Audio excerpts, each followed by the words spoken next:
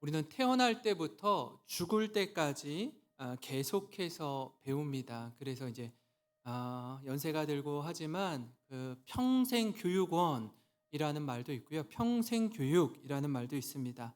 왜냐하면 배움을 통해서 우리가 성장하기 때문입니다. 그럼에도 불구하고 한편으로는 이 지식의 한계를 철저히 느끼고 아는 것과 행하는 것의 이 격차를 느낄 때가 많이 있습니다. 오늘 오전에도 함께 나누었던 말씀의 연장선인데요. 이것이 우리에게 있어서 끊임없는 갈등이기도 하고 고민이기도 합니다. 내가 아는 만큼만 살 수 있다면 정말 더할 나위 없이 좋을 텐데, 알기는 알겠는데 머리로는 이해가 되는데 이 삶으로 옮기는 게 잘 작동되지 않을 때 너무 마음이 힘든 거예요. 예. 뭘 아는 것 같은데 안다고 하는데 아는 대로 행하는 실력이 부족한 겁니다. 그러다 보니까 계속 머리만 커지고 손과 발은 몸짝 달싹하지 않으면서 움직이지 않으면서 우리 지난 3년간 그 신종 코로나 바이러스로 얼마나 힘들었습니까? 신종 바이러스가 아니라 신종 바리새인을 양산하고 있는 것 같은 거예요. 네. 어떻게 살아야 하는지 정답은 정확하게 알고 있는데 정답을 가지고 어떻게 하냐면 다른 사람을 평가하고 비판할 줄만 알지 정작 나 자신에게 적용하고 실천할 만한 실력이 없는 겁니다. 오늘 이 사도 요한이 그리스도인들에게 편지하면서 이 글을 쓴 목적을 전해주는 동시에 우리의 한계를 명확히 알려주고 있습니다. 요한이 지금 소아시아 전역에 흩어져 있는 그리스도인들에게 이 편지를 하는데요. 이 편지를 쓰는 목적이 있습니다. 요한일서 2장 1절을 보시면요. 내 아이 자녀들아, 내가 이것을 너희에게 씀은 너희로 죄를 범하지 않게 하려 함이라. 만일 누가 죄를 범하여도 아버지 앞에서 우리에게 대언자가 있으니 곧 의로우신 예수 그리스도시라. 소아시아 전역에 흩어진 그리스도인들에게 요한이 왜 편지 쓴다고요? 죄를 범하지 않도록, 죄를 짓지 않고 살도록 하기 위해서 편지를 씁니다. 근데 우리가 이 말씀을 듣고 배우면 아는 만큼 그래도 죄를 짓지 않습니까? 죄를 범하지 않는 삶을 살아가고 계십니까? 그렇지 않아요. 죄를 범합니다. 이렇게 살면 안 되는 줄 아는데 알면서도 안타깝지만 또 넘어지고 실수하는 인생이 우리들의 인생 아닙니까? 그럼에도 불구하고 때로는 그럴 때 있죠. 이렇게 너무나 심각한 죄책감에 빠지거나 위축되지는 않아요. 죄를 지어도.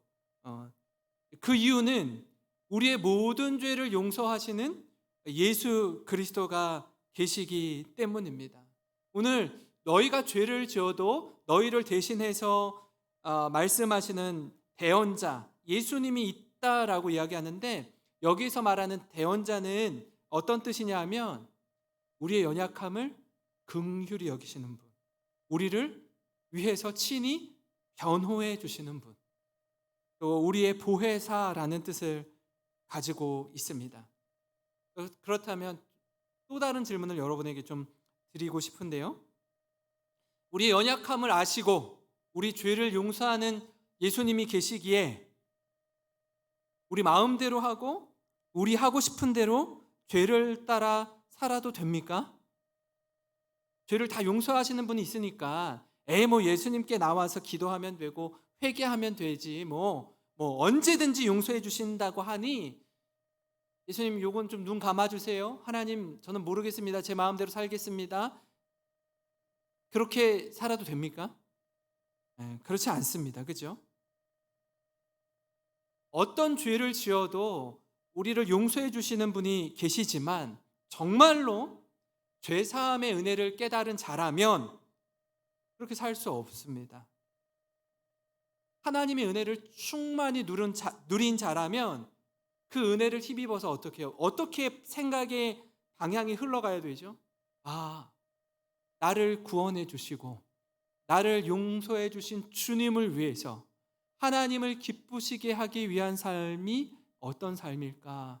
말씀을 묵상하고 연구하고 하나님이 기뻐하시는 삶을 추구하고 하나님이 싫어하시는 삶은 그렇게 살려고 하지 않고 그런 마음으로 살아가는 게 그리스도인의 자연스러운 모습입니다. 그죠? 이처럼 예수님을 믿는 그리스도인에게 있어서 우리의 신앙을 점검할 수 있는 이 자가 진단 키트 2가지 질문을 드리겠는데, 한 가지 질문은 뭐냐면 말씀을 듣고 기쁨으로 순종하는가입니다. 여러분, 우리는 지금 올해 1월 1일부터 12월 31일까지 공동체 성경 읽기를 같이 하고 있습니다. 잘 따라오고 계십니까?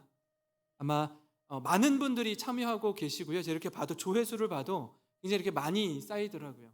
저는 이제 새벽기도 마치고 그 루틴을 딱 정해서 이 성경 읽기를 함께 하고 있는데 너무 좋은 겁니다.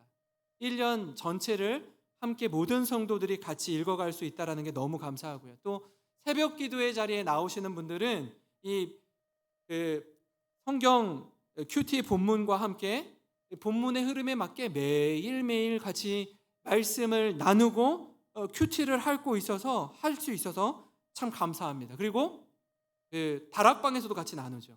이 시간에, 이 오후 예배 시간에 다락방에서 나눌 말씀을 같이 이렇게 흐름을 같이 타고 가기 때문에 마음에 몇 번이고 되새길 수 있습니다. 그러니까 말씀은 참 많이 들어요. 그런데 과연 하나님의 말씀을 듣고 저 말씀 의지해서 제가 기쁨으로 순종합니다. 그 순종의 자리까지 나아가고 있습니까? 여러분, 이 질문에 우리 각자 답하는 시간이 되었으면 좋겠습니다. 왜냐하면 사도 요한이 바로 이 질문을 우리에게 끊임없이 하기 때문이에요. 저는 우리 이 날마다 솟는 샘물 큐티를 같이 이렇게 하면서 이 요한 1서, 2서, 3서 말씀이 오늘 이 시간 또 오늘을 살아가는 우리 모든 성도님들에게 또 저에게 꼭 필요한 말씀이라고 믿습니다. 이 요한일서 2장 3절부터 6절 말씀을 보면요, 이렇습니다. 우리가 그의 계명을 지키면 이로써 우리가 그를 아는 줄로 알 것이요 그를 아노라 하고 그의 계명을 지키지 아니하는 자는 거짓말하는 자요 진리가 그 속에 있지 아니하되 누구든지 그의 말씀을 지키는 자는 하나님의 사랑이 참으로 그 속에서 온전하게 되었나니 이로써 우리가 그의 안에 있는 줄을 아노라. 그의 안에 산다고 하는 자는 그가 행하시는 대로 자기도 행할지니라. 믿으십니까?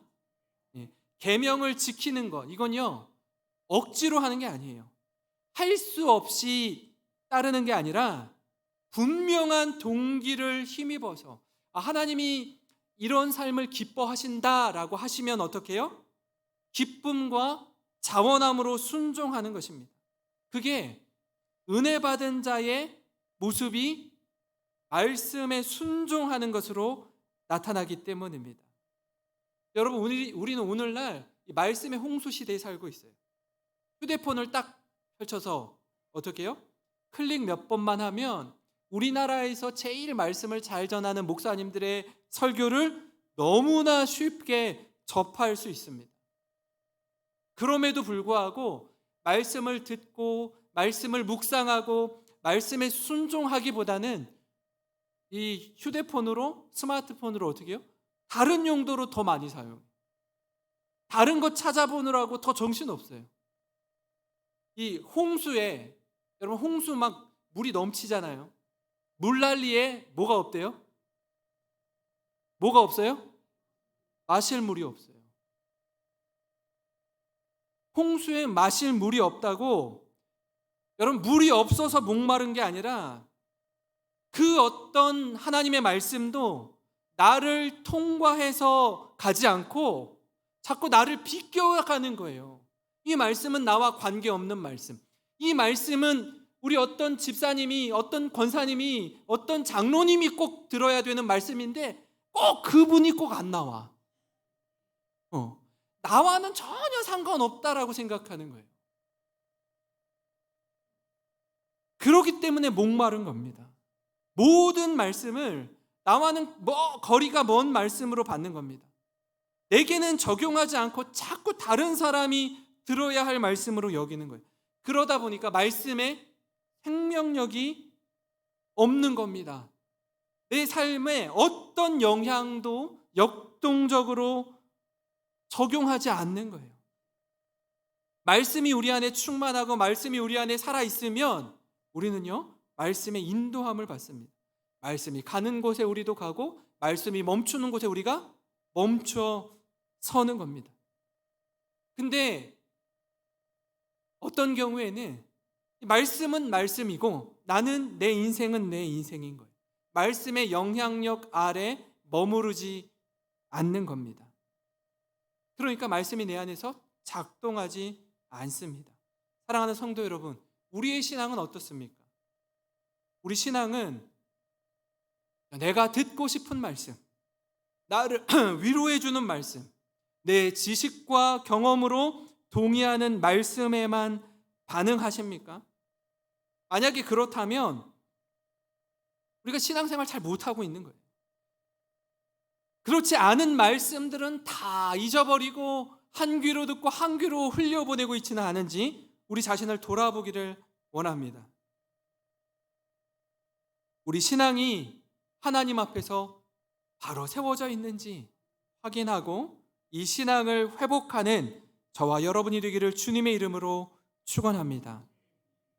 그런가 하면은 우리 신앙을 점검할 수 있는 자가진단 키트 다른 한 가지는 뭐냐면 형제를 사랑하는가입니다. 여러분, 이 질문은요, 우리 다시 한번 곱씹어서 생각할 수 있는데요, 원수도 아니고 이웃도 아니고 여러분, 형제를 사랑하느냐라는 거예요. 형제는 혈육이요 가족입니다. 형제는 그리스도인 공동체예요. 형제는 아주 가까운 사이입니다. 그런데 이 질문을 우리에게 해요. 형제를 사랑하십니까? 9절부터 11절인데요. 빛 가운데 있다 하면서 그 형제를 미워하는 자는 지금까지 어둠에 있는 자요.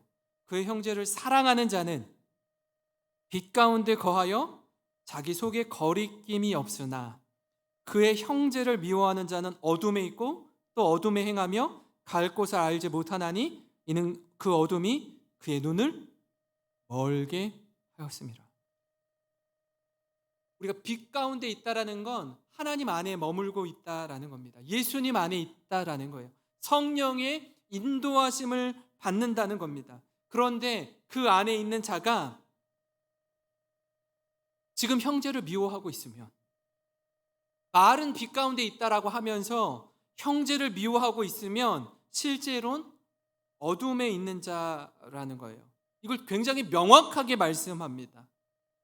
아마 이 자리에 계신 분들 가운데 어떤 분은 마음에 불편함이 있는 분이 있을 거예요. 이 부분은 좀 건드리지 않았으면 좋겠는데, 이 말씀을 딱 대하면 아픈 분이 있습니다. 왜냐하면 어떻게 보면 직장 생활하면서 만나는 분들, 교회에서 만나는 사람들, 또 인간관계를 통해서 만나는 사람들, 아니 대부분의 사람들과 굉장히 무난하게 큰 어려움 없이 잘 지내고 있거든요. 근데 가족 관계에서, 부모 자녀 관계에서, 형제 자매 관계에서 불편감이 있는 분들이 있기 때문에 그래요. 마음에 부대끼는 게 있습니다. 아픔이 있고요, 눈물이 있어요. 이게 얼마나 힘든 일인지 모릅니다. 여러분 그거 아세요? 우리가 전혀 모르는 사람들, 우리 국내 선교 가서, 해외 라오스 선교 가서 평생에 한 번 볼까 말까 한 사람들을 돕고 섬기고 눈물로 기도하고 차라리 이게 더 쉬워요. 이게 더 쉽다고요. 근데 눈만 뜨면 매일 보는 사람, 매일 얼굴을 마주해야 되는 사람, 이 사람을 사랑해야 되는데 보면 화가 나. 보면 막 북을, 여기 몇 분 계실까 봐요. 막. 안 보면 막 기도할 때 하나님 사랑하게 해주세요 하는데 눈을 떠서 딱 보면 어떻게 해요? 갑자기 막 화가 막. 이게 너무 힘든 거예요. 하나님 은혜를 달라고. 너무 힘들다고.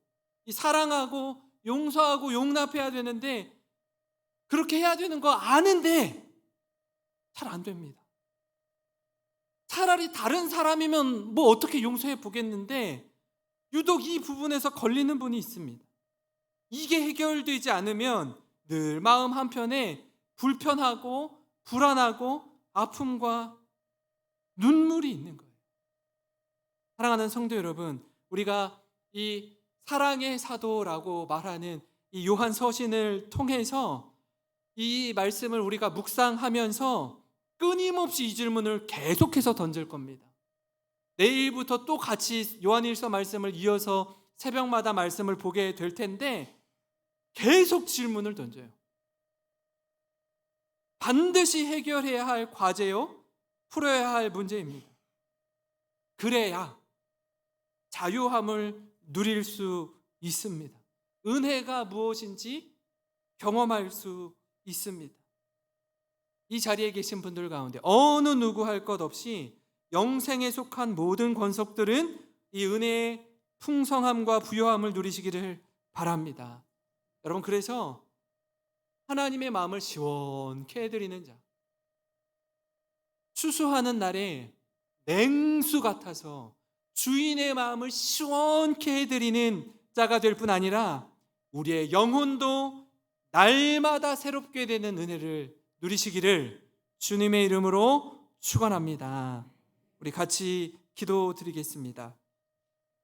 하나님 아버지, 감사합니다. 이렇게 또 주일 오후 예배를